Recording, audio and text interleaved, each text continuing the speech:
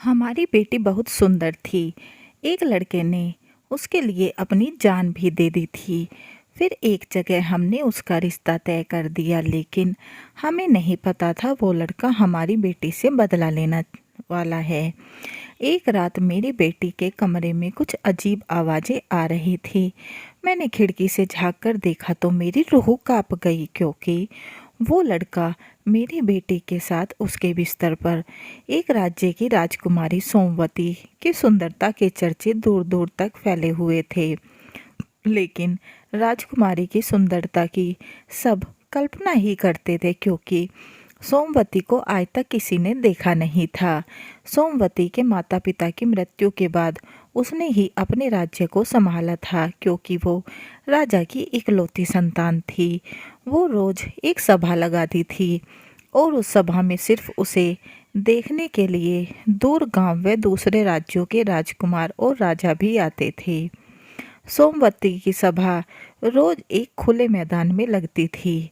राजा और राजकुमार न सिर्फ उसे देखने आते थे, बल्कि उसके लिए कई राजा का आपस में युद्ध भी हो गया था। भरी सभा में रानी एक बड़े पर्दे के पीछे बैठी रहती थी। कभी कभी जब सभा में वो कुछ बोलती थी तो उसकी आवाज़ पर ही वहाँ उपस्थित सब लट्टू हो जाते थे। राजकुमारी बहुत चतुर चालाक थी, इसलिए अपने राज्य पर आक्रमण ना हो जाए और कोई उसे पाने के लिए सभा में से ही उठा ना ले जाए, इसलिए वो पहले ही सभा में यह घोषणा करा देती थी कि वो बस अपने शयन कक्ष में ही बिना पर्दे के रहती है। उसके शयन कक्ष में अगर कोई अकेला आकर राजकुमारी को देख लेगा तो वो उस आदमी की रानी बन उससे विवाह कर लेगी, और अगर ऐसा ना कर के वो सेना लेकर हमें जीतने आया तो समझ जाइएगा कि वो एक कायर है। सोमवती की चतुराई के कारण कोई भी उसके राज्य पर हमला नहीं करता था। राजकुमारी का शयन कक्ष किसी चक्रव्यूह से कम नहीं था। कोई भी अभी तक राजकुमारी के पास नहीं पहुंच पाया था। हर रात कई राजकुमार और आम आदमी कोशिश किया करते थे कि अगले दिन बस उनका मृतदेह वहां मिलता था। कोई भी राजकुमारी के शयन कक्ष तक जाने वाले इस चक्रव्यूह को भेद नहीं पाया था, और महल में राजकुमारी का शयन कक्ष कहाँ है, आज तक किसी को इसकी खबर भी नहीं थी। राजकुमारी पहरेदारों की नज़र से कोई भी नहीं बच पाया था। बस सोमवती की सुंदरता की सबने कल्पना मात्र थी। राजकुमारी की सुंदरता के लिए ना जाने कितने नौजवानों ने अपनी जान गंवा दी थी, लेकिन कोई आज तक एक झलक भी उसकी नहीं देख पाया। उसी राज्य में एक रुद्र नाम का युवक था, जो कि बहुत साधारण था लेकिन बुद्धिमान था। उसे इस तरह एक स्त्री के लिए लोगों को जान गंवाना बहुत दुखी करता था। वो बहुत लोगों को समझाता भी था कि इस तरह हमेशा एक अनदेखी राजकुमारी की इतनी चर्चा करना बेकार है, लेकिन शायद उसका समझाना व्यर्थ ही जाता था। एक दिन सुबह सुबह खबर मिली कि उसके एक दोस्त ने राजकुमारी को देखने के चक्कर में अपनी जान गंवा दी। उस दिन रुद्र बहुत रोया और बस यही सोच रहा था कि इसका अंत कब होगा। उस रात बस वो बैठा सोचता रहा। अगली सुबह वो सोमवती की सभा के बाद वहाँ के पहरेदार के प्रमुख से मिला और उससे कहा कि वो रानी की सेवा के लिए सेना में शामिल होना चाहता है। उस प्रमुख ने उससे कहा कि जाओ यहाँ से, ये सब तुम्हारे बस का काम नहीं। तुम्हें देखकर ही पता चलता है कि युद्ध करना तुम्हारे बस का काम नहीं। रुद्र बोला कि वो उसे किसी भी काम के लिए रख ले। मुझे बहुत अच्छा भोजन बनाना आता है, वो मन लगाकर सबकी सेवा करेगा। इस तरह की बातें करके वो सेना के लिए भोजन पानी का प्रबंध करने वाले समूह में आ गया। करीब 8 महीने तक वो मन लगाकर काम करता रहा। इस दौरान राजकुमारी को देखने आते रहे। अपने प्राण गंवाने का लोगों का सिलसिला चलता रहा। फिर एक बार करीब आधी रात को उसने शुद्ध देसी घी का हलवा बनाया और सभी पहरेदारों को खिलाया। कई ने मना भी किया कि उन्हें सचेत रहना है, लेकिन उसने कहा कि आज कोई नहीं आने वाला क्योंकि आज चांदनी रात है। कोई मूर्ख ही होगा जो आज आएगा। फिर सभी पहरेदार को उसने हलवा खिला दिया। हलवा खाकर सब गहरी नींद में सो गए। रुद्र ने हलवे में नींद की दवा मिला दी थी। रुद्र अब राजकुमारी का शयन कक्ष ढूंढने लगा।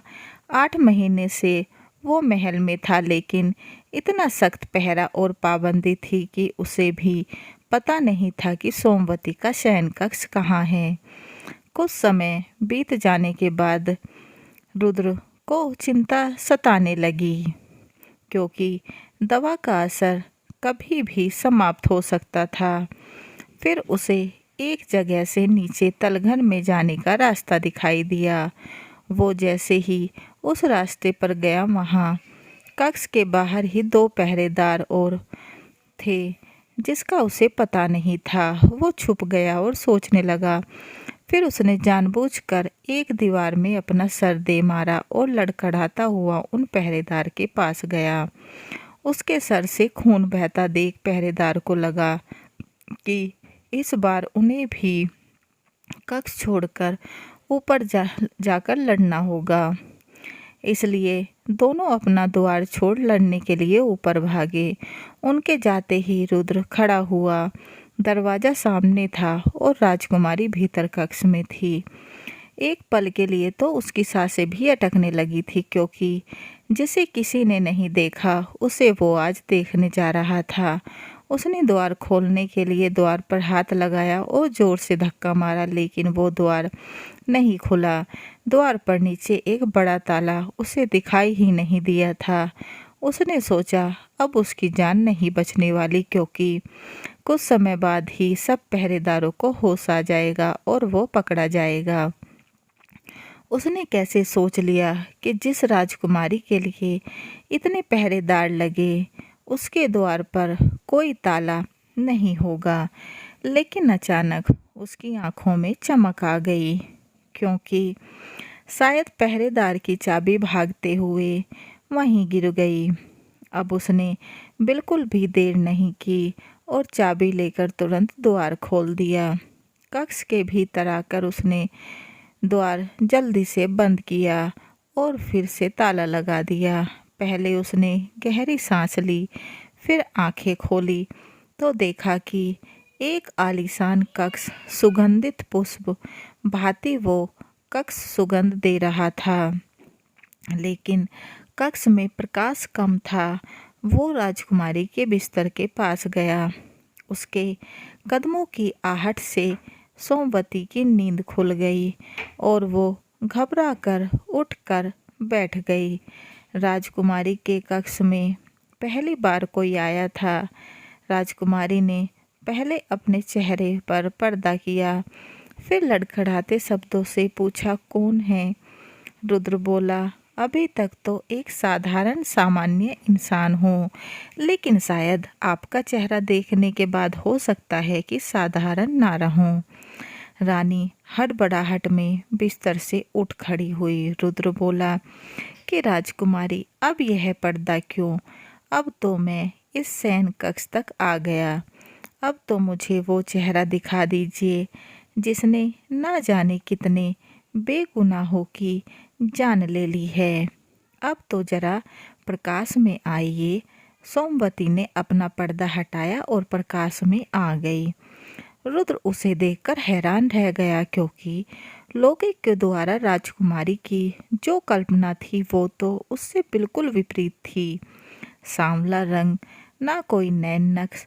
रुद्र उसे देखकर जोर से हंसने लगा और बोला, अच्छा, तो इसलिए आप अपना चेहरा छिपाए घूमती हैं, क्योंकि तुम्हें लगता है कि यह देखने लायक नहीं है। राजकुमारी अब नजरें झुकाए सर नीचे किए रुद्र की बातें सुन रही थी। फिर राजकुमारी बोली, स्त्री सुंदर ना हो तो कौन विवाह करता है? क्या तुम अब मुझे देखने के बाद मुझसे विवाह करोगे? तुम पुरुष किस तरह की स्त्री चाहते हो मुझे पता है। जरा सोचो, एक अकेली स्त्री, वो भी अगर सुंदर ना हो तो कैसे और कब तक अपने राज्य को बचा पाती? यह बस मेरी चतुराई थी कि अब तक मैं अपना राज्य चला रही हूँ, रुद्र बोला। तुम्हें पता है तुम्हारी चतुराई, सोमवती बोली। उनकी जान मैंने नहीं ली, बेकसूर की जान ले ली, सोमवती बोली। उनकी जान मैंने नहीं ली, बल्कि एक सुंदर स्त्री को पाने की चाह ने ली है। तुम बताओ, अगर तुम पहले से ही जानते कि मैं सुंदर नहीं बल्कि एक कुरूप स्त्री हूँ, तो क्या अपने प्राण जोखिम में डालकर यहाँ तक आते? अब बस तुम मुझसे विवाह कर लो और अपनी पत्नी की सुंदरता का भ्रम इसी तरह लोगों के मन में बनाए रखो। तुम्हारी भी इज्जत मान सम्मान बढ़ेगा कि जिसे कोई नहीं पा सका उसे तुमने पा लिया। रुद्र कुछ क्षण शांत हो गया। उसे देख सोमवती बोली कि तुम यहाँ से जीवित नहीं जा सकते। तुम्हें वही करना होगा जो मैं कह रही हूँ। रुद्र मुस्कुराते हुए बोला, हाँ, मैं तुमसे विवाह जरूर करूँगा। राजकुमारी उसकी बात सुनकर बहुत खुश हुई, लेकिन उसकी खुशी बस कुछ पल की थी। रुद्र ने एक कपड़ा निकाला और राजकुमारी के चेहरे पर रख दिया, जिससे राजकुमारी बेहोश हो गई। रुद्र राजकुमारी को उठाकर महल के गुप्त द्वार से होता हुआ अपने घर ले गया और लाकर उसके हाथ पांव बांध दिए, और रुद्र जल्दी से वापस महल में आ गया। तब तक कुछ पहरेदार नींद से जाग चुके थे। वो भी सबसे बचता हुआ और लड़खड़ाता हुआ उनके पास गया। उसने ऐसा दिखाया कि यह सब एक बहुत बड़ी साजिश थी। हलवे में किसी ने कुछ मिला दिया था, जिससे हम सभी बेसुध होकर गिर पड़े थे। राजमहल के मंत्रीगण राजकुमारी के कक्ष में पहुंचे तो देखा कि सोमवती वहां नहीं है। राजकुमारी को कोई उठा ले गया। यह घोषणा पूरे राज्य में करा दी गई, और जो भी राजकुमारी को लेकर गया, हम उसे अपना राजा स्वीकार करते हैं। वो राजकुमारी को लेकर वापस महल में आ जाए। रुद्र महल से वापस अपने घर आ गया। उसमें राजकुमारी के हाथ पांव खोल दिए और उसे भोजन दिया। सोमवती ने कहा कि अब तुम जीवित नहीं बचोगे, तुमने मुझे यहाँ कैद करके रखा हुआ है। रुद्र ने कहा कि अब तुम मेरी पत्नी हो, इसलिए तुम्हें यहीं रहना होगा मेरे साथ, यही तुम्हारा प्रायश्चित है। राजकुमारी गुस्से में बोली कि वो अभी इसी समय यहाँ से जा रही है। रुद्र हंसते हुए बोला, जाओ, लेकिन जल्दी वापस आना। राजकुमारी वहां से भागते हुए अपने महल की ओर गई। महल के सामने पहुंची तो द्वार पर ही सिपाहियों ने उसे रोक दिया। राजकुमारी बोली, मैं तुम्हारी रानी सोमवती हूँ। सिपाही उसे देखकर जोर जोर से हंसने लगे और कहने लगे, राजकुमारी, जा जाकर आईने में अपनी शक्ल देख। उन्होंने द्वार पर से उसे धक्के मारकर हटा दिया। राजकुमारी को समझ आ गया कि रुद्र ने बड़ी चतुराई से उसके साथ यह खेल खेला है, क्योंकि सोमवती को तो आज तक किसी ने देखा ही नहीं। इसलिए अब वो कुछ भी करे उसे कोई पहचानेगा नहीं। वो निराश होकर वापस रुद्र के पास लौट आई। रुद्र मुस्कुराते हुए बोला, आ गई राजकुमारी जी, चलो अब कुछ खा लो। अब राजकुमारी रुद्र के घर में ही रहने लगी और एक आम इंसान की तरह घर के सब काम करने लगी। महल में अभी तक किसी को नहीं पता था कि राजकुमारी कहाँ गई। मंत्री ने राज्य की बागडोर संभाल ली थी। कहानी कैसी लगी कमेंट बॉक्स में ज़रूर बताएं, और चैनल को लाइक एंड सब्सक्राइब करना ना भूलें, एंड बेल आइकन को ज़रूर दबाएं, ताकि ऐसी ही अच्छी अच्छी कहानियों के नोटिफिकेशन आपको मिलते रहें। And please guys, support my channel. समाप्त।